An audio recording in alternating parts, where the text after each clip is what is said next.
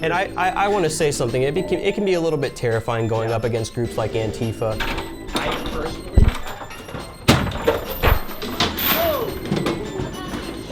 Antifa! Tell me y'all got that on camera, yo. What were they doing? I mean, it was just trying to lock us in. They're trying to lock us in. You got that? So look, Nice. let me show you guys something. This is how much they're afraid of us. They tried to lock us in here. They tried to chain the doors on us. Thank God we had our security people and the Proud Boys here to back us up. We're not afraid of these people. No, we're not. At this point, I've decided, you know, if they're going to shoot me or stab me or dox me online or destroy my career, screw it. I don't care anymore. Do whatever you want to me. I'm gonna keep doing this. Hey guys, my name's Saleem Juma. I'm the host of the apparently infamous now OperationColdFront, the YouTube channel, which is apparently a serious danger and very triggering to SJW college students. And to start us off, I want to tell you about somebody I like to call Z, who must not be named. Now I know that sounds like it's something out of a Harry Potter book, but it's actually a real thing. Seriously, this person is an open pedophile who has messaged girls as young as 12 years old, talking about wanting to put tampons in them and help them with their first periods. I'm not kidding, there's screenshots. Now I know screenshots can be faked, but not when there's like hundreds of them. There are girls that talk about him or her or Z, and I find it utterly ridiculous that this person is able to run for Miss British Columbia, Miss BC, openly because they are so afraid of being called transphobic. Not only that, this person has connections in big tech, Facebook, Twitter, YouTube. Anybody who mentions his name on YouTube, anybody who mentions him on Twitter, they are accused of dead naming and misgendering, and they are banned from such platforms. He has gotten hundreds of people banned from these platforms, including radical feminist Megan Murphy, who lost her blue verified checkmark first, and then she was banned, all for talking about the transgender pedophile, Jonathan Yaniv. This is the kind of thing that we are looking at with self-identification and the rest of clown world. It's true, hashtag honk honk, things have gotten so ridiculously insane that I don't even know what to say anymore. So with that, I just wanted to introduce that just so you know how bad clown world is right now. As I said, my name is Saleem Juma. I go by the Muslim Republican on social media and Real Saleem Juma, and this is my co-host, Dion Thompson. Hey everybody. So I go by DoseOfDion on Snapchat, YouTube, Instagram, and Twitter. So you want to take it away from here? Sure. Cool. So I actually started OperationColdFront about almost a year ago now. It was about late May, early June. Oh, something to tell you guys, I actually started on the left. Now when I say I started on the left, I don't mean that I was super liberal and out protesting Donald Trump. I just didn't really care. Politics didn't really affect me. But my entire life, I was told that Republicans were this country club party of racist, rich white people that hated Muslims, hated black people, hated, every other color other than white. I was told that my entire life. However, when Donald Trump was elected, I started paying attention to things. I actually used to do modeling. I did modeling for about 5 years. And I was actually at a shoot, and I noticed that the UW College Republicans had some sort of event. This was a year and a half ago, something like that. And they were attacked on campus.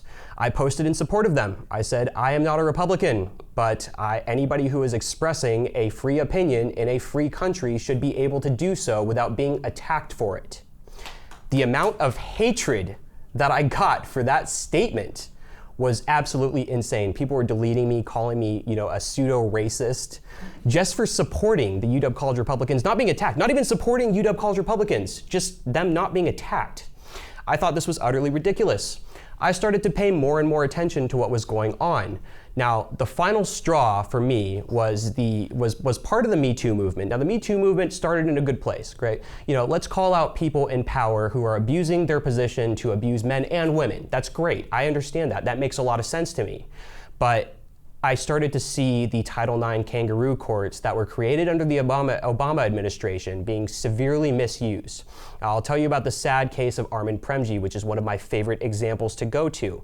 Armin Premji, a girl grabbed his face in a bar and started making out with him for about a minute. This is all on security footage. She came outside and was making extremely vulgar motions behind his back. It is all on security footage. She took him back to her dorm room and took a selfie with him when she signed him in. Does that sound like somebody who is being raped? I don't think so. They went upstairs, they slept together. The next day, the police came to Armin Premji's door. Now, when I watched this on Fox, I was like, okay, man, come on, this is ridiculous. The courts actually said that Armin Premji was not the aggressor. They actually stated that the woman was the aggressor and the initiator in this situation, and Armin Premji was still expelled from USC. He was expelled from USC and was not able to get his degree regardless. That was the last straw for me. Now, a couple years previous, during the just after the Trump election, I worked on a production called Single Combat. It's actually on Amazon Prime. Basically, what we did is we took Trump supporters, Republicans, and we took left-leaning people, and we gave them 5 weeks of boxing training, and then we put them in a ring together after we had them debate certain issues. So certain issues like immigration, gun control, Muslim ban, that kind of thing. So we had them do that, and then we put them in the ring, and then they got up and shook each other's hands afterwards. Sounds very civil and everything, yeah? So I knew a guy, the guy that was the executive producer on that, I knew that he was a right-leaning libertarian, and I called him and I was like, Coach, I don't know if you see what's going on right now, bro, but I can't stay silent anymore. Like, I used to watch videos of Squat and Slav and Lauren Southern way back in the day, and I was like, I can't do that, man. That's terrifying. You know, I can't go up and interview people on the street and tell them about opinions that are unpopular. But you know what? We decided to do it anyway. And you know, it took us a very, very long time to get, you know, some popularity and get our traction and everything like that. I mean, I still remember me and my production crew, me and Matthew Giles and our executive producer went down to Portland for the Him Too rally where I was a speaker. And after the rally, being me, I decided that, hey, even though there's hundreds of Antifa members, let's just walk into the black bloc and try and interview them. It went like you're thinking. It went really badly. We got attacked. You know, I got kicked in the stomach. I actually have a disability. They took my intestines out a few years ago, and I got kicked in the stomach right there. Matthew Giles got punched in the face, and our friend Shane, who is an ex-Marine, got the crap kicked out of him. If you've ever watched our videos and you see that intro where the black bloc is just beating the crap out of that guy, that's Shane. He also got maced. It was pretty painful. You guys may know Andy No, the journalist, and he actually captured the footage from across the street and ended up on Fox News, and I was like, why am I not on Fox News? This is ridiculous. I'm the one that's in the black bloc being assaulted right now. But that's how it was. We got assaulted, and even though it got like 150, 200 shares on Facebook, nobody really knew about it. Nobody did an article about it. Nobody really found out about it. I want to let you guys know this situation, I mean, you guys are conservatives. You know this happens every single day to us. We are not whining. We are not being victims. This happens every single day to us. We get attacked for simply expressing an opinion, and that is absolutely ridiculous to me. Now, eventually, we got a little bit lucky because making it as a YouTube commentator and as a YouTube personality is not easy. I will tell you that. It took us, I think, we have gained 29,000 subscribers in the last 2 months. We started out, it was basically, we were making videos from like, you know, 400 to 900, like we were just never getting anywhere. And finally, there was a Joey Gibson rally here, or a Joey Gibson speech here at UW. And I was just like, you know what, screw it. I'm just gonna go walk into the black bloc and just annoy the crap out of them. You guys care about immigrant lives, you guys care about Muslim lives. Why don't y'all tell me if I have enough SJW, social justice warrior points to express my opinion without you punching me in the face. And the video got 89,000 views, Big League Politics did a story on it, and finally we took off. It was great. So now we do all kinds of social experiments, but we had to build a really good team in order to do that. And I just want to give a big shout out to people like Zach Staggs. I know you want to give a shout out to Zach too. I want to say without the efforts of Zach Staggs, we would be dead, or we would be in a hospital, because he runs our security team and he runs it very, very well. And without him, again, we would be dead. Thank you, Zach, for making sure I'm not dead. So we had to make, yes, he does. So we had to make a really, really good team, and I am so proud of everyone. But one of the people I'm most proud of bringing on the team is my co-host, Dion Thompson, who is in almost every video with me. So Dion, you want to introduce yourself? Yeah. Let's put this backpack. So hey guys, so a lot of you already know who I am, but when I first, I actually voted for the president, and I just remember, like, as soon as I did and I announced it on Facebook, boy, was that the biggest mistake of my life that I thought at the time. Because, I mean, you already know this. Oh, you're a racist, bigot, and then all the ism, ist, and ick words, and I'm just thinking, what in the hell did I just do? Like, did I just betray humanity? Well, apparently to them, I did. Because to them, as a black guy voting for the president who's racist, it doesn't, 1 + 1 equals triggered for them. I mean, it's unbelievable. So I just remember, oh my gosh, I got into so many arguments on Facebook that day, and people are literally writing Facebook letters, as stupid as it was. Dear President Moon of South Korea, we are so sorry that we got elected a bigot race. It's like, yeah, because he's going to read your letter. Like, are you stupid? And so, but they were attacking and attacking and attacking, and I couldn't believe my eyes, because when I saw Obama get elected the first time and second time, I did not see the Republican backlash as bad as it was for the liberal backlash when Trump got elected. I could not believe it. So I remember my mom and I literally cried when Obama got elected. Cried! Because guess what? Well, there's a black guy as president. Racism will never be a thing anymore. Yeah, bullcrap. Bullcrap. As a black conservative, I hate even saying that.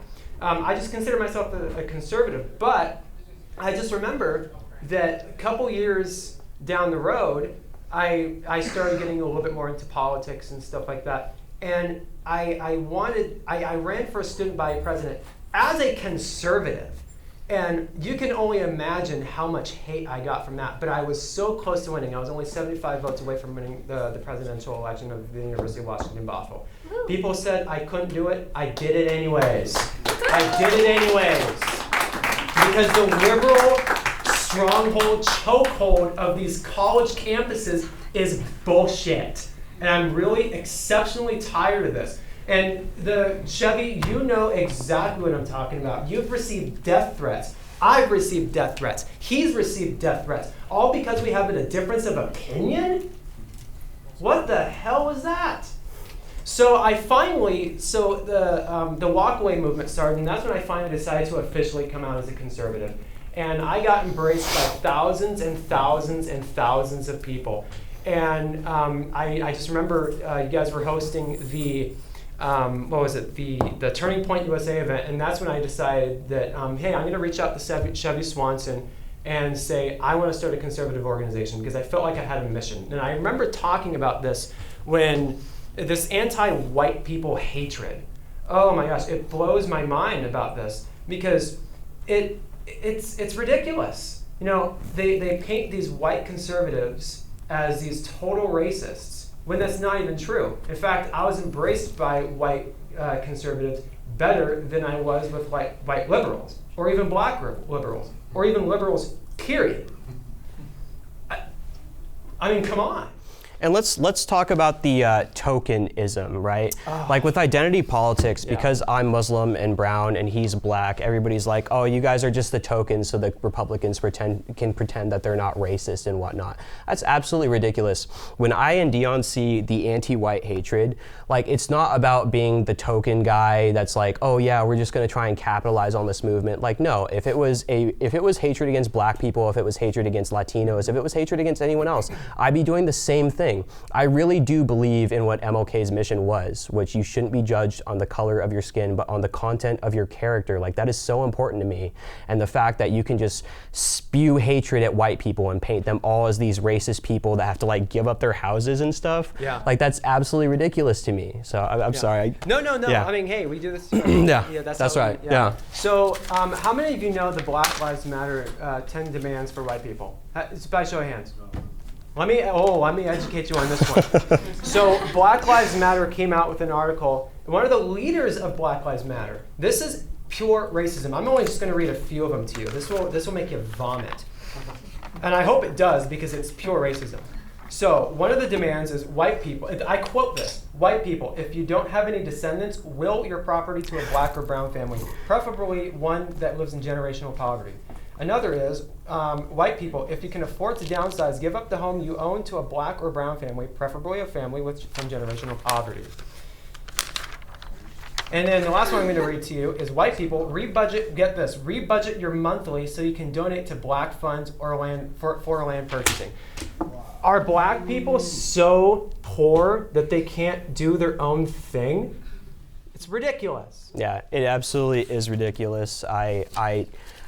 I don't understand it. Like, how are you supposed to help yourself as a person of color if, one, you constantly rely on white people, and two, you consider yourself a victim that's constantly victimized by white people when you objectively, if you really look at it, have a far better life here in the States than any of the other Western countries because they've lost freedom of speech, and also the rest of the third world. I mean, I've traveled the world. I've been to Syria, I've been to Dubai, I've been to Kenya, Tanzania, I've been all over the world, and everything that I've seen still points to the fact that my home country, the country of my birth, is still the best place in the world. Still. Do you want to talk about how you came to ColdFront? I thought that was going to be... Yeah.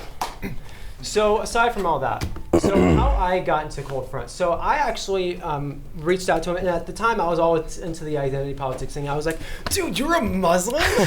Oh my God, you're a Muslim Republican. And I was so amazed by that because I'd never heard of a single Muslim Republican. I screenshotted the Facebook message because it still makes me laugh to this day. Yeah, thanks, dude. Yeah. You're going to embarrass me with that in like 35 years. Oh yeah, oh yeah. But I reached out to this guy because as UW students, we have to take this course called the diversity credit. Diversity, right. So I took one that was called Women in STEM. Oh, God. No offense, ladies. We're glad you're in STEM, but we just don't want to be told about it every single day. Yeah, so apparently you're oppressed for just being women. So here's one of the things that really got me. Get this. So there was about a panel of 9 women at the end of this course, one of which worked for Microsoft, the other 8 worked for the university. Get this. One of those women was in charge of all the other women's salaries, starting salaries. Those other 7... Okay, class is out. You guys can go now. Those other 7 were complaining about how much they're underpaid. Does that sound really weird to you? The person in charge of their starting salaries was sitting right there. What? And that's when I realized I've got to stand up for this. So I reached out to him and I wanted to go against this. I wanted to say, well, okay, either take it out or put a class about the Constitution specifically. Specifically. Because it's right-leaning. And of course, you already know that this university is extremely left-leaning and won't do it. So that's how I kind of got wrapped up in with him. I just started suddenly doing videos. I'm like, what am I doing? Yeah. No, we started doing our videos together, and originally, you know, Dion would kind of work camera for me and I'd host, and then we switch back and forth. But what we noticed is we were actually a much better pair, like interviewing people, because whenever I forget something or a statistic or I'm like kind of lost, he'll pick it up and I'll do the same for him. So that actually ended up working really, really well. And some of the stuff that we've done so far, like one of my favorite videos so far, they're all just, they're all solid. Like obviously I'm biased, but I really like our videos because we'll do things that are also feel good and not just like triggering the libs. Like if you watch Milo, if you watch like Lauren Southern, they do troll quite a bit and they don't do as much feel good stuff. So I'll also do things like free hugs for Trump supporters, right? So, or free hugs from Trump supporters, and we'll wear our MAGA hats and we'll go out to like Capitol Hill, which as you know is like the bastion of liberal strength, and be like, hey, we have a giant sign that says free hugs for Trump supporters. Come get a free hug. Is it really that big of a deal that we have a different opinion? Apparently it was. We actually almost got shot and then a bouncer almost kicked our butts. So yeah, apparently it is kind of a big deal. We'll also try to make people like critically think about stuff. Like for instance, I did a video here at UW a couple weeks ago where I identified as transracial. And basically what I was telling people is I was like, first of all, if gender is a social construct, why is race not a social construct? In fact, I think current social justice dogma teaches that it is a social construct, so why are you so mad that you're oppressed as a certain race because you could just identify as something else? It gets very, very confusing. So I chose to identify as whatever my interview subject was, or whatever I thought there was. There are some ethnically ambiguous people like myself. So I would just, if I went up to like an African American girl, I'd be like, I identify as an African American woman. Or if I went up to like a white guy, I'd be like, yes, I am a Caucasian man named James Smith, sir. How are you today? And you know, they actually had to think about stuff, because I was just like, first of all, if gender is a social construct, then why is race not a social construct? Like, how do you feel about men self-identifying and being in the women's restroom? Like, there is a lot of serious issues about this, and more importantly than them being serious issues is the fact that you cannot question it. If you question it, they hit you with an ism word and ruin your career, which is, I know, terrifying, but you should question it. The liberals should question it. The conservatives should question it. This society was built on questioning things. Every one of you is a critical thinker. Every one of you has the logic to question what is going on right now. We shouldn't stay silent.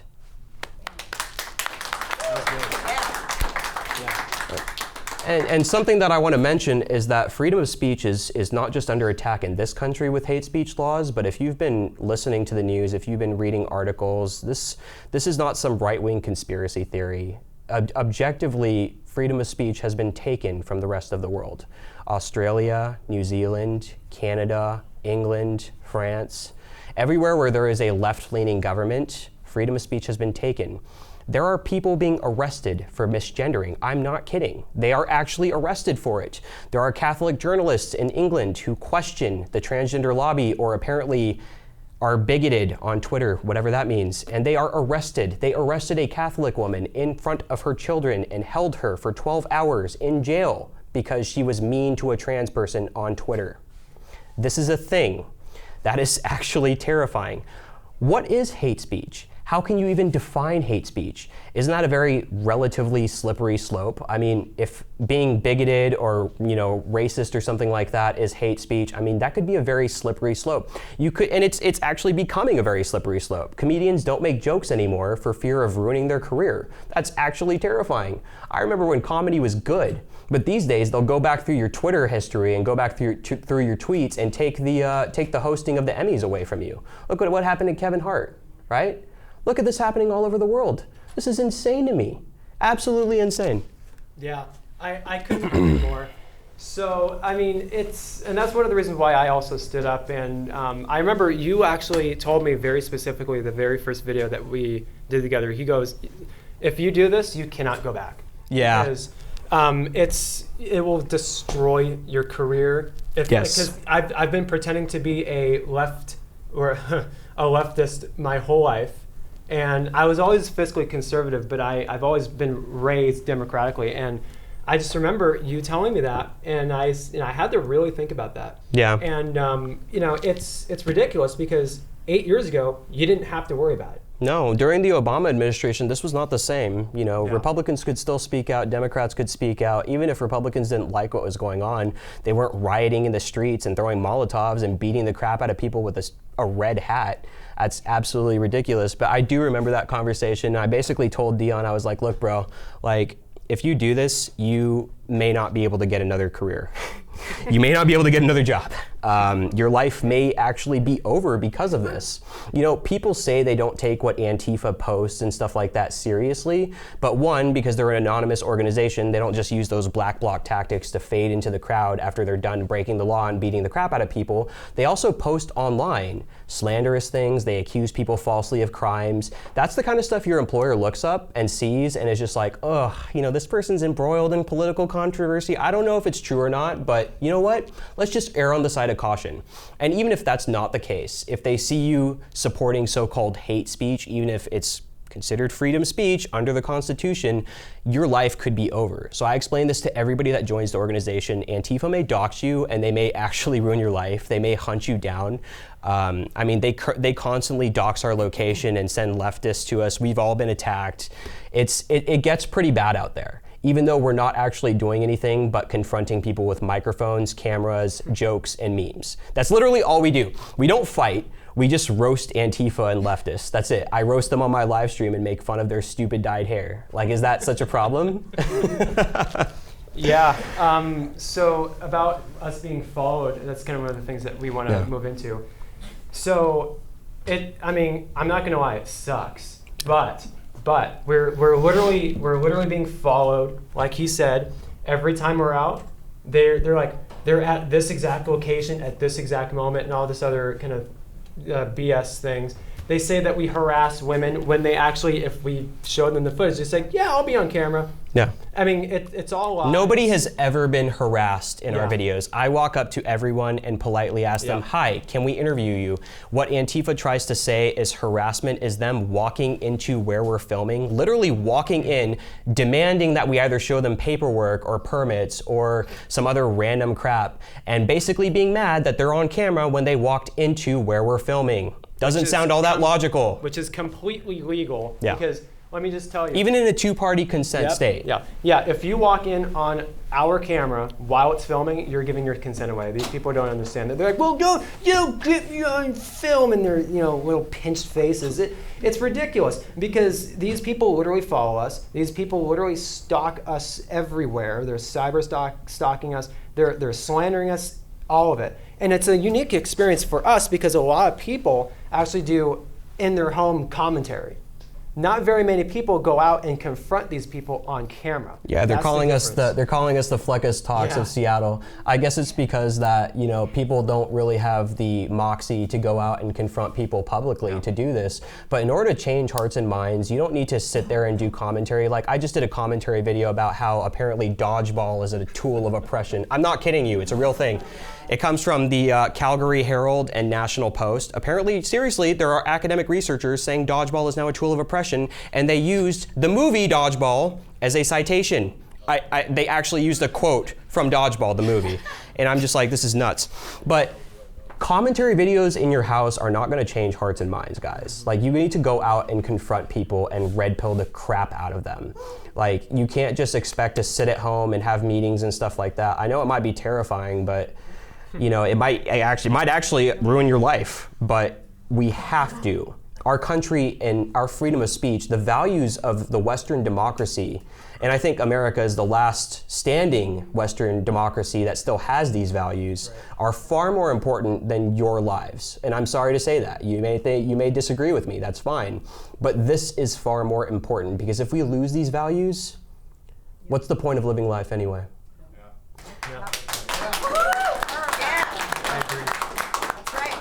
With that, I want to segue into a new topic. I want to talk about the Me Too movement a little bit more deeper, right? So again, the Me Too movement is something that not many people choose to take on because it makes you sound like a rape apologist. I want to make it very clear that is not what I'm doing. I think rapists should be castrated when they have been proven to be rapists beyond reasonable doubt. Far beyond reasonable doubt, because it does happen.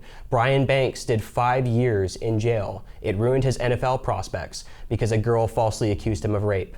The Sacred Heart football players were falsely accused by a girl they slept with in a bathroom at a party because she wanted to date someone else. This does happen. And interestingly enough, for any liberals in the audience, most victims of false rape accusations are actually young men of color. So you're gonna have to decide, do you believe women or do you believe men of color?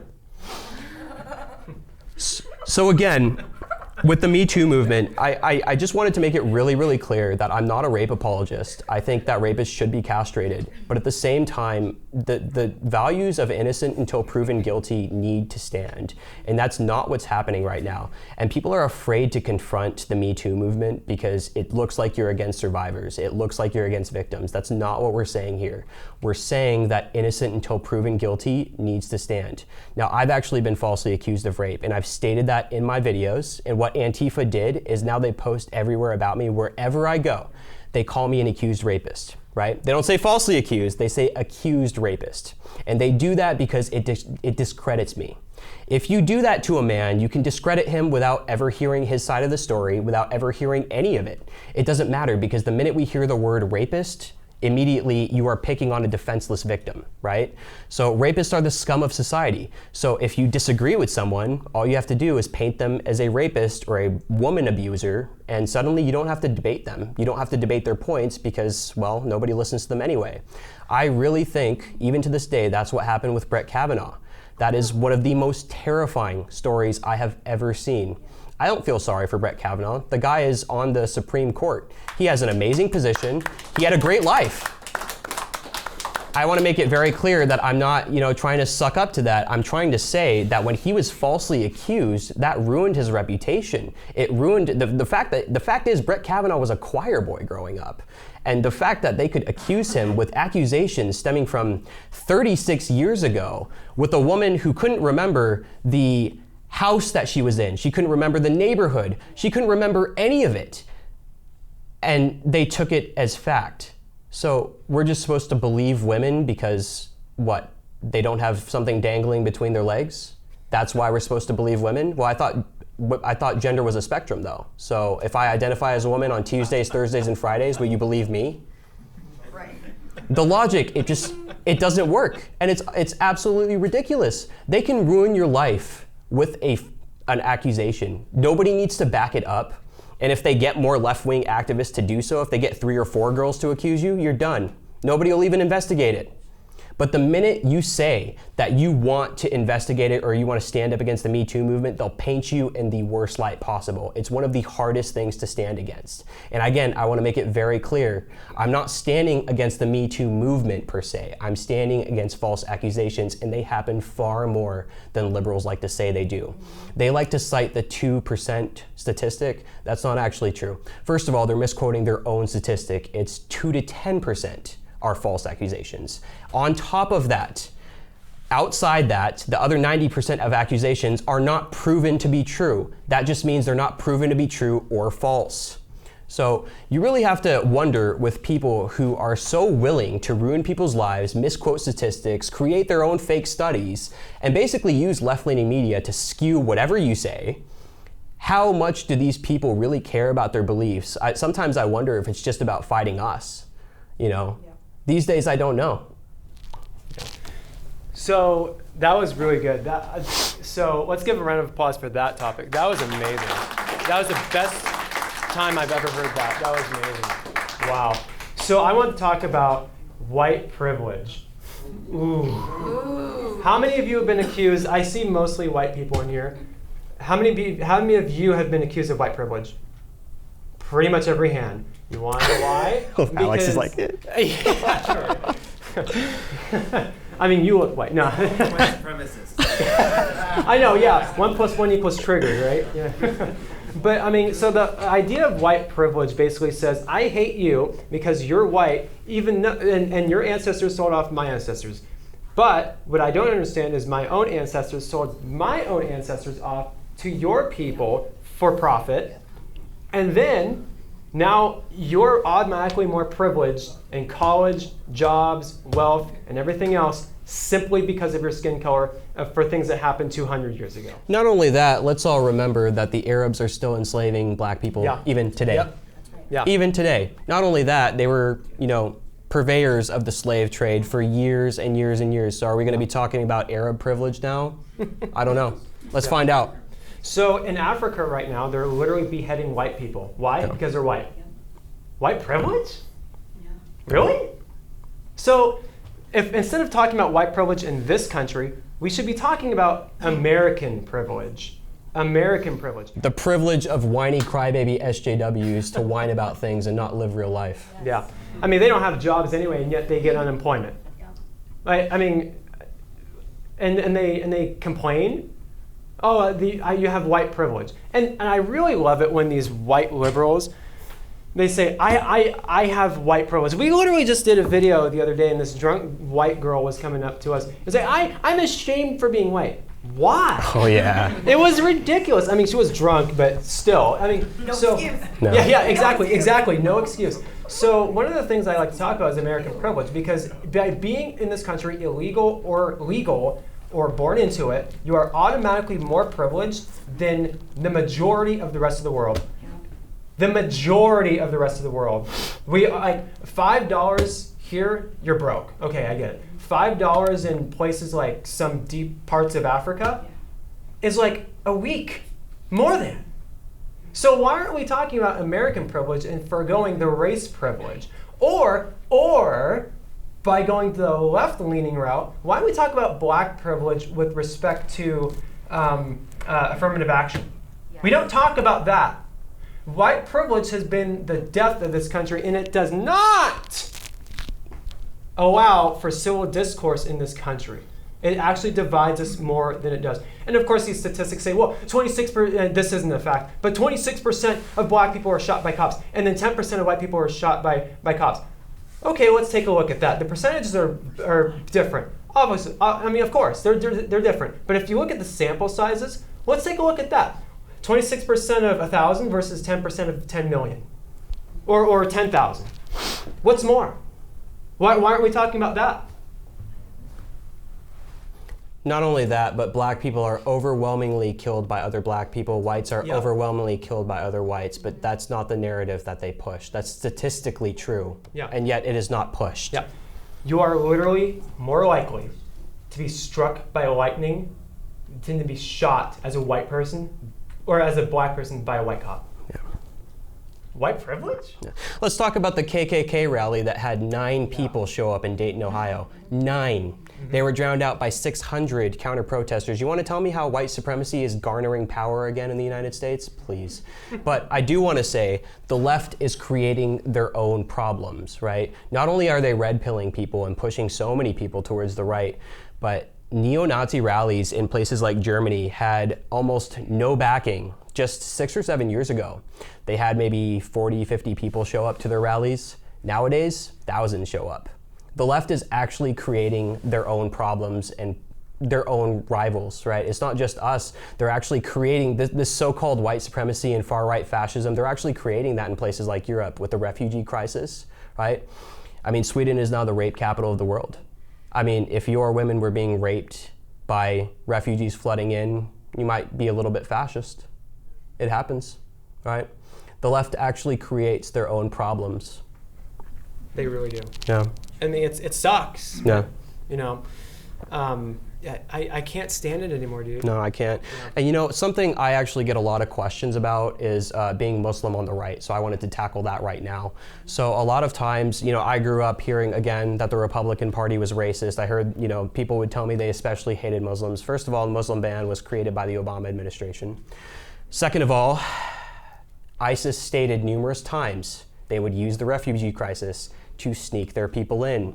I don't know about you, but I'd rather err on the side of caution. I don't want bombs killing little kids and my fellow countrymen. So if I have to err on the side of caution, that's what we have to do. If anything, Saudi Arabia should have been on that list. Saudi Arabia funds almost 90% of terrorism worldwide. I don't know why we consider them an ally. If anything, that's something we should question. But I also want to talk about how I was always told that, you know, Republicans hated Muslims. My religion is actually more objectively conservative than liberal. Muslims should be on the right. Now, I think Islam, to an extent, needs a certain bit of reformation. I think, you know, the Quran, it worked in, you know, certain places in Arabia in the 8th century, right? Kind of like the Bible did back then. Nowadays, you know, I think if you ever want to watch a more right-leaning view of Islam from an actual Muslim, Imam Muhammad Tawhidi, the Imam of Peace, is actually one of my favorite commentators. He's been on PragerU, Candace Owens' show. He is very, very good, and he brings up a lot of points. Why are gay people being thrown off roofs? Why are women being stoned to death for adultery? I don't like people who cheat either. I don't want them to be stoned to death. That's terrifying.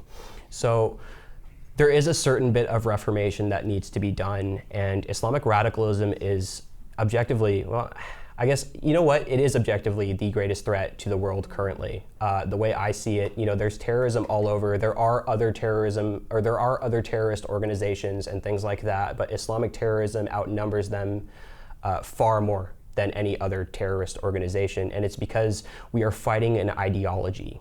We are fighting their madrasas that are coming all over the place and radicalizing these little kids. We're fighting child soldiers that have been indoctrinated into believing they'll get 72 virgins when they go to heaven and have, you know, their whole life taken care of up there. We have to fight that. If we don't, honestly, I don't want to say, I don't want to act like I'm starting a panic or exaggerate, but I really do feel like we may in the next 20, 30 years be looking at new crusades. That's a bad thing. I don't want to see the Christian West and the Muslim East go to war like they did back in the 12th and 13th century. That was bad. A lot of people were killed.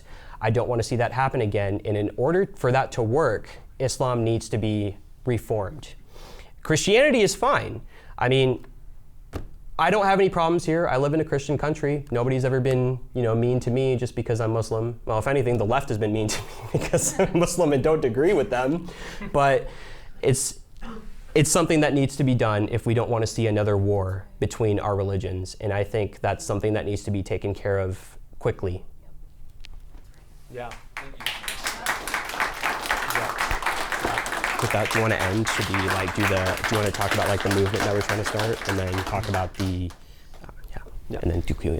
Yeah. So to kind of wrap things up a little bit, so Saleem and I realized, and the rest of our team realized that we have a mission, and we didn't really realize this until quite recently, and this is the reason why him and I. Grammar, how does it work? Him and I started Red Pill Seattle because I firmly believe that if we red pill the city in itself, the whole state would go red. Yeah. And the reason why is because, and it even goes further than that. If you're a college student, how many of you are current college students right now? Okay, how many of you are afraid to speak out? Honestly. Well, you guys are the UW College Republicans. Yeah, other than you guys. Yeah, but let's talk about this, okay? Let's talk about how we need to speak out. I know I've mentioned this before, that it can be terrifying to speak out as a college student because you have left-leaning professors that may fail you in classes because you write your papers from a conservative point of view. If you speak out against trans people, I mean, look at the case of Lindsay Shepherd, right? If she hadn't, she showed that Jordan Peterson lecture, and she was a left-leaning person, and she showed a Jordan Peterson lecture, and a trans person got offended, and she almost got kicked out of school. If she hadn't recorded the conversation, what would have happened to Lindsay Shepherd, right? This is what happens to conservative students. Now, when we talk about this movement, there is things like Turning Point USA, there is things like Campus Reform, and those are amazing, they're great.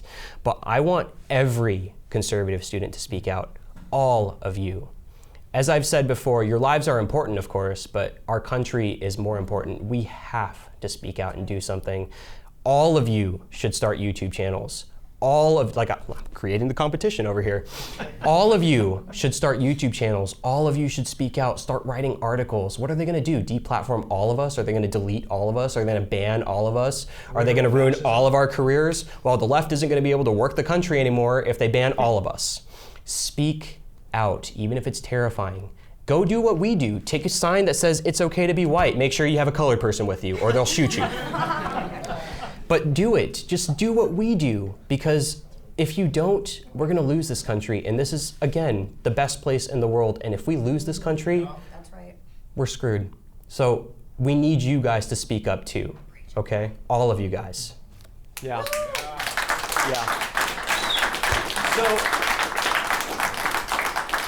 So people like Antifa want to shut us down, right? Well, isn't that literal fascism? Mm-hmm. Isn't that interesting? No. And if we get to that point, it's over.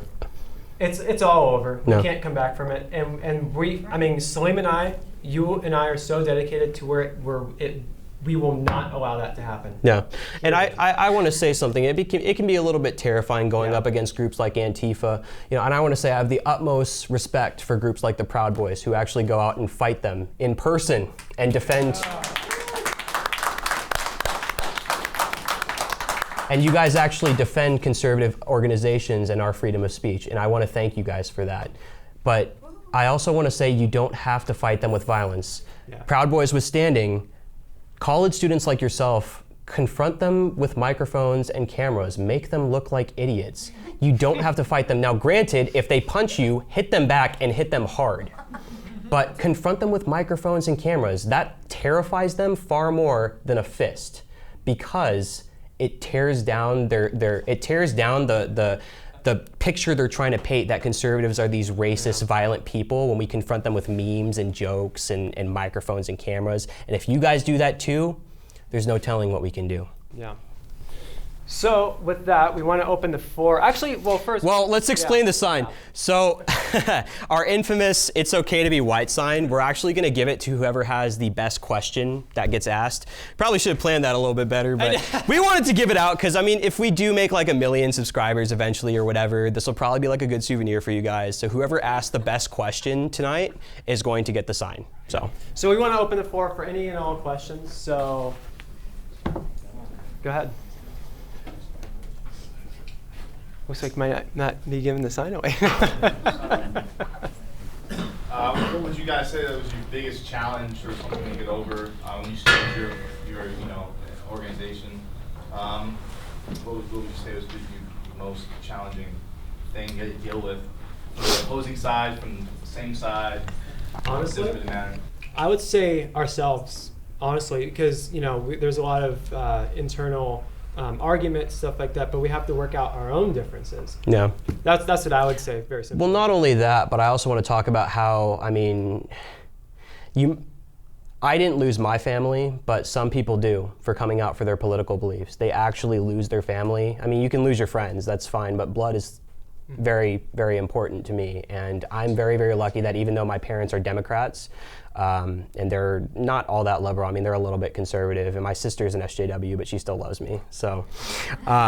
But really, I lost so many friends. I think the first time I posted one of our live stream videos or something like that, I lost like 500 Facebook friends. I lost people, I knew a lot of people in the Seattle area. I actually used to run nightclubs for a living, so I knew a lot of people in the Seattle area. Let's just say I don't get invited to parties anymore. But that was probably the toughest part for me, is dealing with the fact that you're horrifically unpopular. People do not like you. You get a lot of glares on the side of the street. But it's important to note that you realize that it's never been about being popular. It's about doing what's right, you know? That to me, that had to be what I started to realize, because, growing up, being in high school, college, all that things, I just wanted to be popular, man. I wanted to be famous, whatever. But after I realized that that's not what's important and you have a different purpose in life, that's what helped me get over that. Yeah. Yeah, and one thing I would like to add about that is that, my mom is conservative. My mom is a single parent, actually. And let's just say, I mean, she's conservative, and she's like, yeah, screw the libs, and it's hilarious listening to her. But I would say from good friends, I receive text messages literally every week saying, you're a disgusting person, and all this BS. It's that's kind of the hard part, when you see yourself losing friends simply because you have a difference in opinion. That's a really hard thing for me, because I really value relationships. Next question. Are you guys going to assume that douchebag bouncer who assaulted you? Well, I will say this. If we sued everybody who's assaulted us, I think we've been insulted 15, 16 times at last count.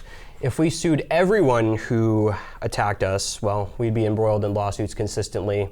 We are thinking about legal action against certain people, especially people who slander us online with objectively false accusations and things like that. We are looking into suing people. If you watched our free hugs video, there was that guy that attacked us in the beginning of the video. We are thinking about that, but in the end, I mean, yes and no. We have to focus on our mission, and if it does come that we have the time to do it, then sure, we might. Or if it gets to the point where we need to do it, again, sure. But we like to say that we're focusing on the mission. Yeah. City won't help you anyways. Exactly. Yeah. Giles. One thing I'd like to say real quick is the bouncer, like he's right. Every time we get assaulted, there's just too many times. But certain things that we do notice are from the city itself. So the Seattle Police Department has actually kept us from interviewing people, claiming time, place, and manner, which essentially means that they're calling us street reporters, and we're actually trying to conduct journalism. So with y'all's help, whoever, if you like our content, share, donate, go to our Patreon, things like that. We want to start trying to build a suit against Seattle Police Department for everything that they've done.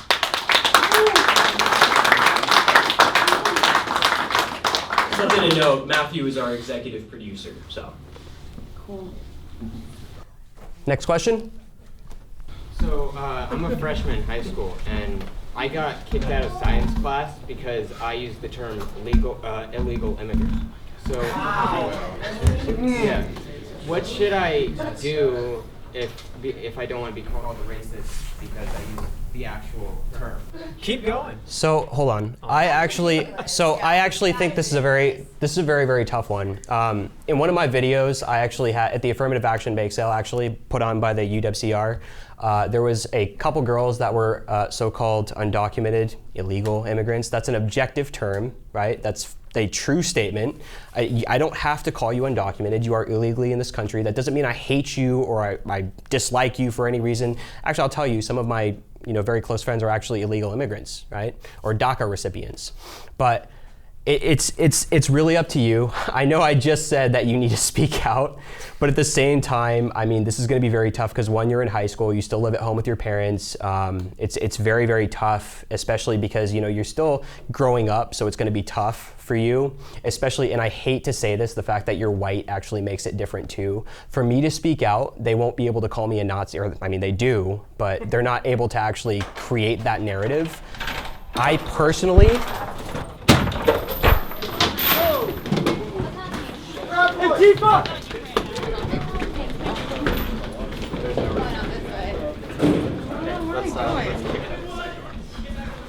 Guys, back in here, back in here. What are they doing? Hey, if you saw me, I know, I just keep it on it, right? Don't say that on camera. Tell me y'all got that on camera, yo. What were they doing? I mean, it was just trying to lock the door.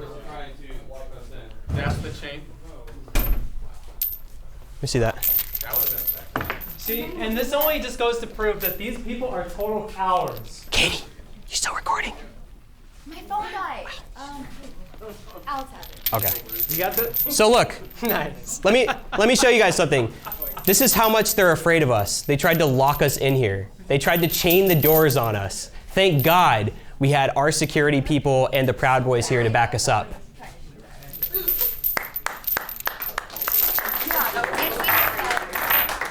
We're not afraid of these people. No, we're not.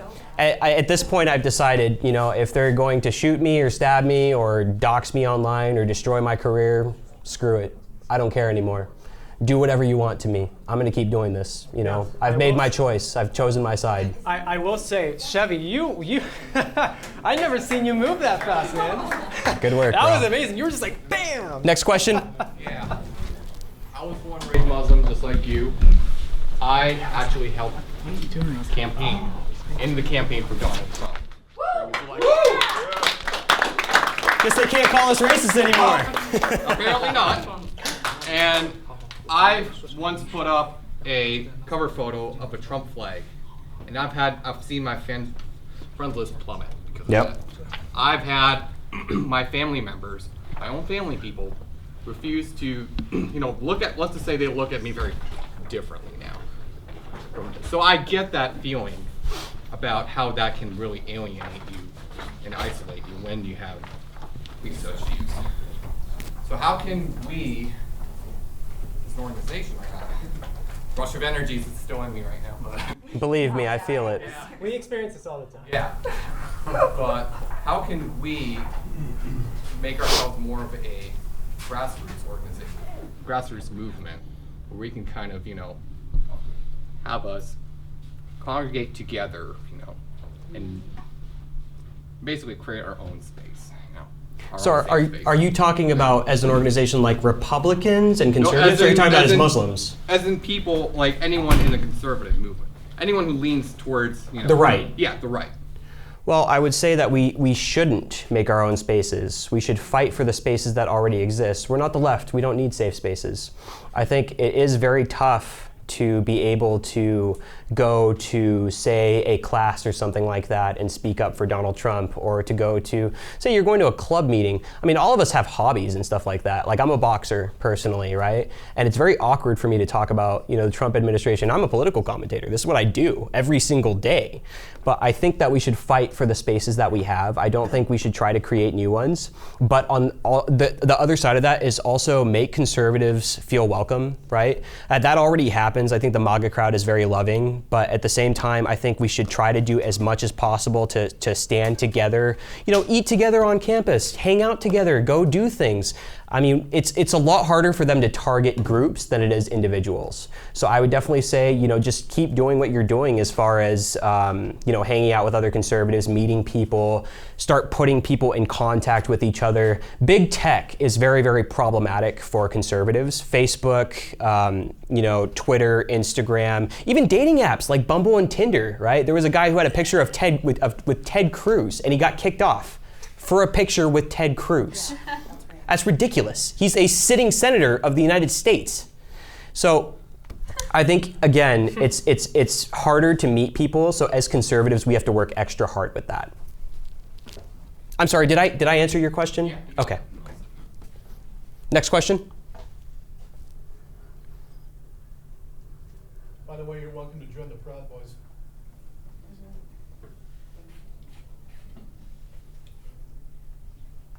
Alex? I guess, how much of a thorn in your side has Jerry Savage been?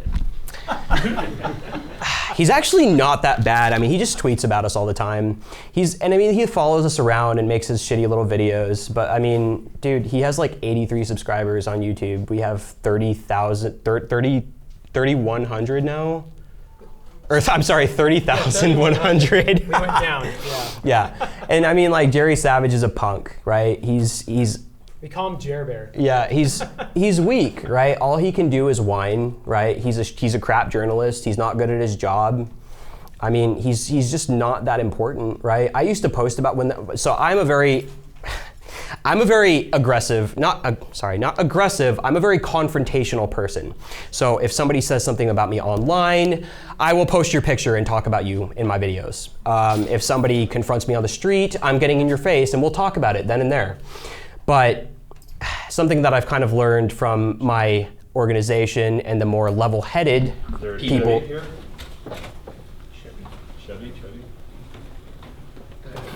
Something I've kind of learned from the more level-headed people is.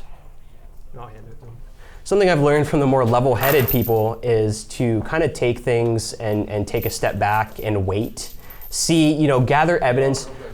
Like, Jerry Savage has said racist things about us. He's actually, a really great quote about me and Dion and Chevy is he was talking about how Chevy and Zach are vanilla milkshakes. Dion is a chocolate milkshake and I'm a strawberry milkshake. I have no idea what the connotation is. Apparently my milkshake brings all the boys to the yard. But again, he does say things like that and he's just a punk, man. He's got no power. He's got nothing. That too. Question: can anybody identify the person who they saw with the chain? He had a. He's over Can anybody? What's clothing? Can anybody assist and identify with his clothing anything? Except from the. I have no idea. He had like a beanie on and a face mask. If anybody wants to assist, come outside and try to identify him. You want the chain, sir? Thank God for our cops, man.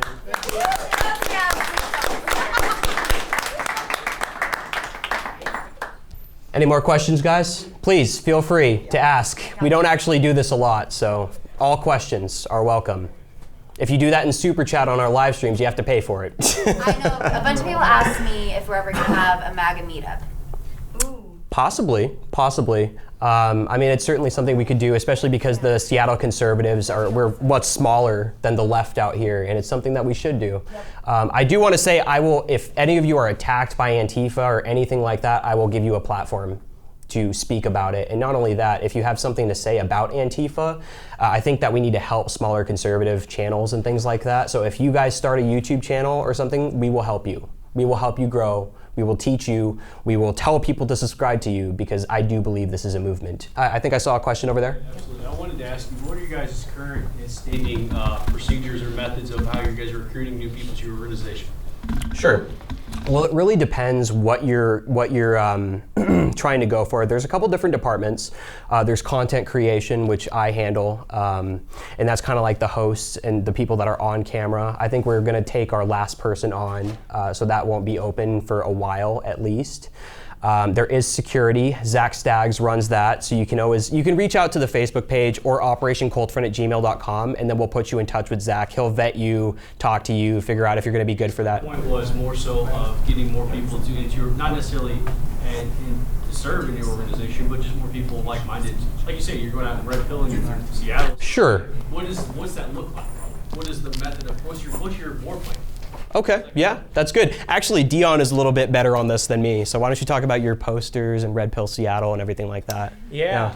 So, like I said, I had this idea of Red Pill Seattle because I felt super passionate about it. So I actually designed this poster, and it's a draft.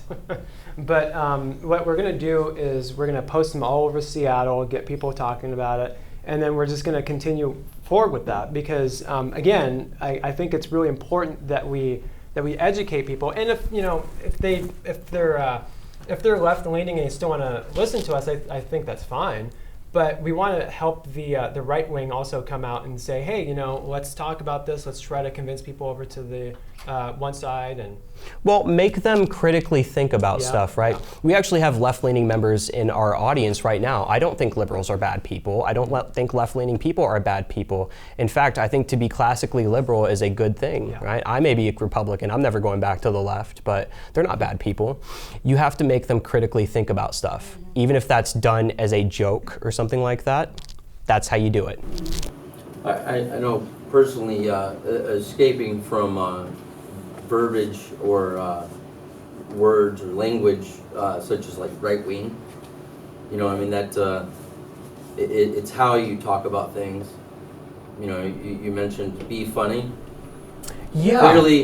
Clearly funny. Yeah. Whatever that is right there, and whatever that meant. Take a good long look at that because funny is running out. Yep. Yep. That's true. Yep.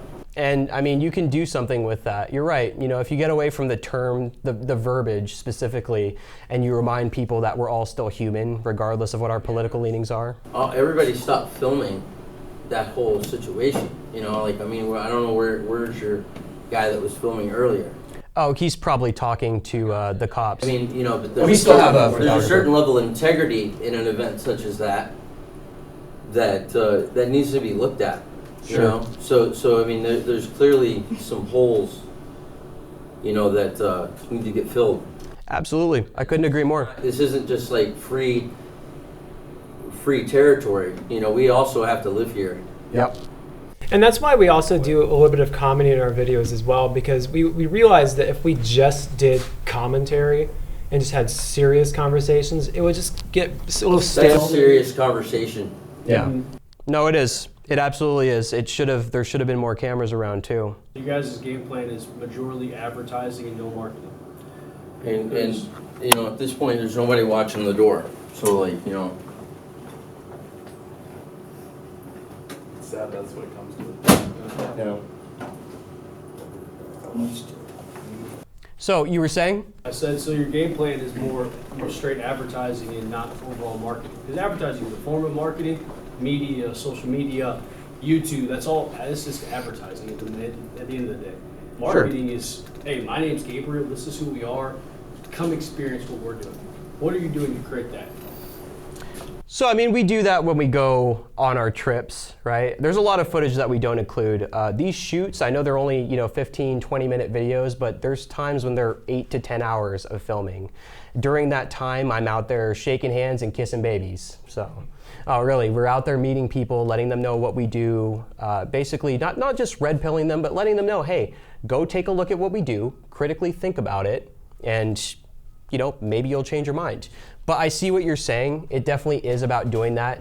There will be a time when I can make this channel full time. Right now I have to work a regular job as well, so I can't do it full time, and neither can the rest of my people. But soon, in maybe just a few months, with the way we're growing, it could get that way even sooner. But the idea is to make it a full-time thing. So 29,000 30. 2 months? 30,000? Yeah. That's impressive. Yeah. It's because of you guys. It is. The fans. I don't make any money. I haven't made any money in the last year. I do this because of the fans, man. I freaking love it.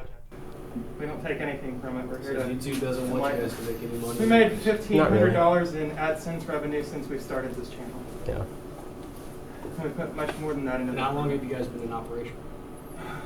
About almost a year. 8 months for the full organization. Yeah. But before that, me and Matt were doing stuff for about a year.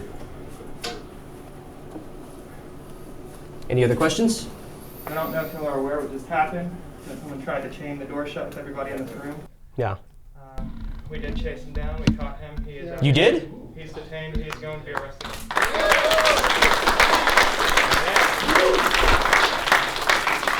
We will not let them do this to us. We don't tolerate people trying to harass us and use force or violence against us. We will react. We do react, and we try to promote peace and violence in everything that we do. We took him down. I made sure that nobody beat him. I made sure that we kept people off of him, and he was detained until the officers got there where he was arrested. Nice work. Did you And take you're bleeding like crazy.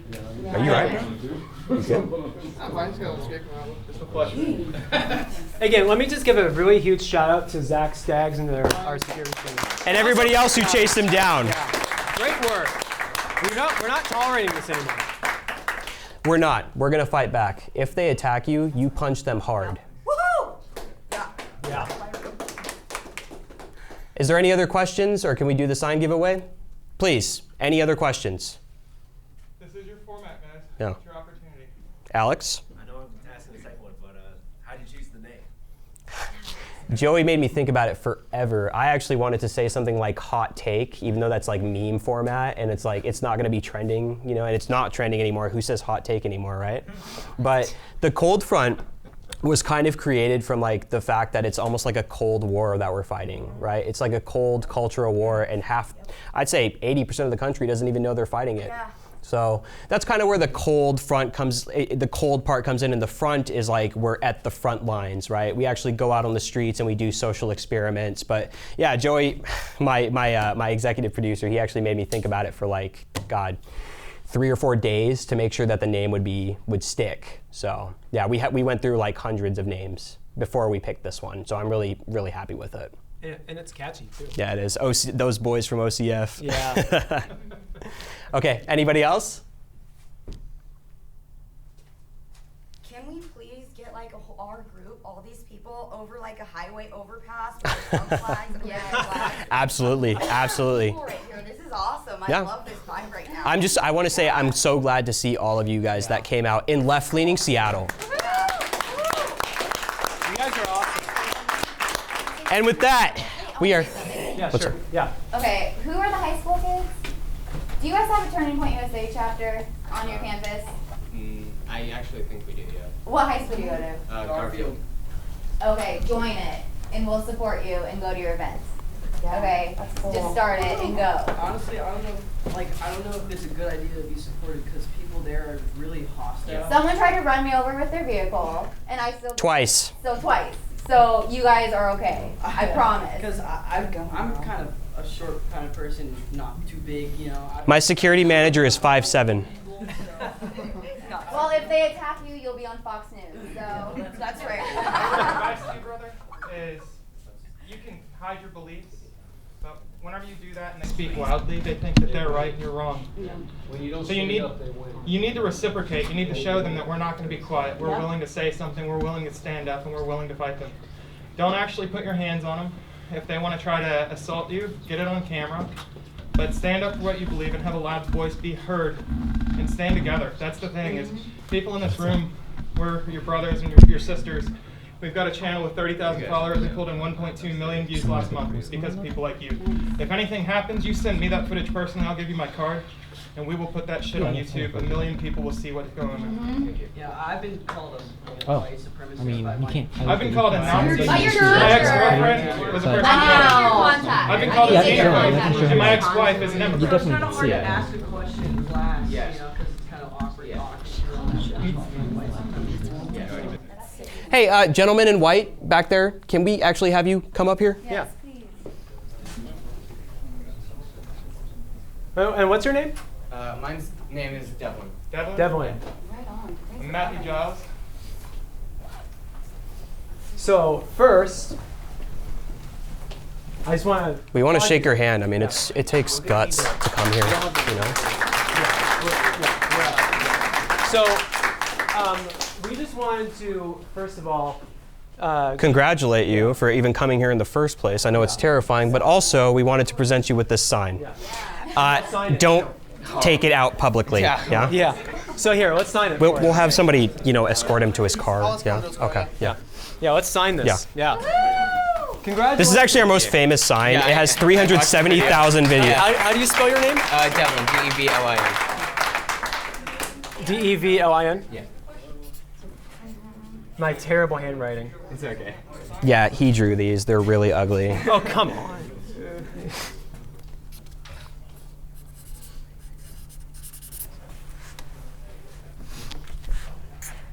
That's an antique, brother. I'll cherish it. You guys are our future. Yeah. You Know that. really That's are. like you. Yeah. Thank you. Sarah's gonna be jealous. Oh yeah. There's more of us out there. They just couldn't come. There are more of you out there. There's thousands and thousands of you all over the place. You need to come out. Thank you. All right, can we get a picture with them, guys? Here, let's get the magnet. Yeah. We were here at Thompson Hall at the University of Washington. Saleem and Dion were giving a speech, and I was standing by the door. I had been filming the crowd that showed up. I actually had stopped filming, and I was just engaging with the audience, and we heard sound, so I turned around, and I could literally see through the window on the door a man. He was wearing a black mask and dark clothing, and he had a chain that he was trying to actually lock the door with, and for a second it didn't even register with me what he was doing, and then I saw Brian, I think, running towards the door, so me and Brian actually broke through the door and started chasing the suspect.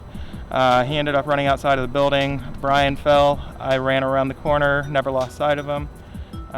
We went outside, kept on pursuing. At that point it was me, Zach, and Brian, and then Zach fell. I ended up basically going around Zach, followed in pursuit. I fell again. Brian ran around me. I got back up and we chased the suspect into another building where Brian was able to catch up to him in the breezeway in between the two entrances. So Brian then detained the suspect. I informed him that he was being detained. I cleared the area and we asked campus police to come take care of everything. And then after that, we had to wait for more officers to show up. Whenever the sergeant arrived, the sergeant placed the suspect under arrest and he is going to jail.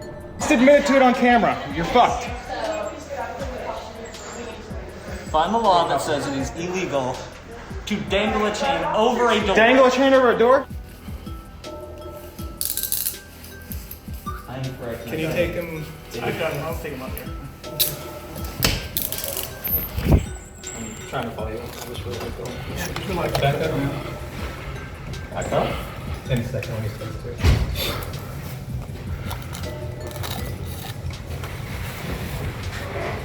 No weapons on me. I do have a wallet, but please don't search it until we're in a different room. Can you just be quiet for a second? Seriously. Don't you go here? Just quiet. I'm trying to cooperate. So you guys have had your own here with the College Color Committee? That's correct. Are you the OperationColdFront? Yeah. We would ask as our guests to stop antagonizing the situation. We're not trying to. You're succeeding at it nonetheless. How so? We're asking questions, we're provoking questions, we're not causing violence, we're not doing anything aggressive. So how is that against the law, officer? I don't see anything against the law. Did we just have a fight? Yes. Okay, were you involved in it? Was it our fault? So I'm trying to figure out this. We have it on camera. I know you do. Would you like to see it? Not right now. We can provide you the footage. Okay, thank you. Hey, if you guys, we're trying to get the solid people one-on-one back there where they just worked. You'll try to get some. I got him up there. I got the witnesses. Do you need me to stick around, officer? No, if you want to go up there, that's fine. I'm talking about going back to the event. Yeah. That's what I'm talking. All right.